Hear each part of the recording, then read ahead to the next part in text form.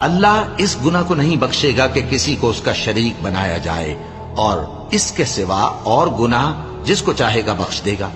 اور جس نے اللہ کے ساتھ شریک بنایا تو بے شک وہ رستے سے دور جا پڑا۔ یہ لوگ اللہ کے سوا جو پرستش کرتے ہیں تو کچھ دیویوں کی، اور پکارتے بھی ہیں تو شیطان سرکش ہی کو، جس پر اللہ نے لعنت کی ہے، اور وہ اللہ سے کہنے لگا میں تیرے بندوں سے غیر اللہ کی نیاز دلوا کر مال کا ایک مقرر حصہ لے لیا کروں گا، اور ان کو گمراہ کرتا اور انہیں امیدیں دلاتا رہوں گا، اور یہ سکھاتا رہوں گا کہ جانوروں کے کان چیرتے رہیں، اور انہیں سمجھاتا رہوں گا، تو وہ اللہ کی بنائی ہوئی صورتوں کو بگاڑتے رہیں گے۔ اور جس شخص نے اللہ کو چھوڑ کر شیطان کو دوست بنایا وہ صاف صاف گھاٹے میں رہا۔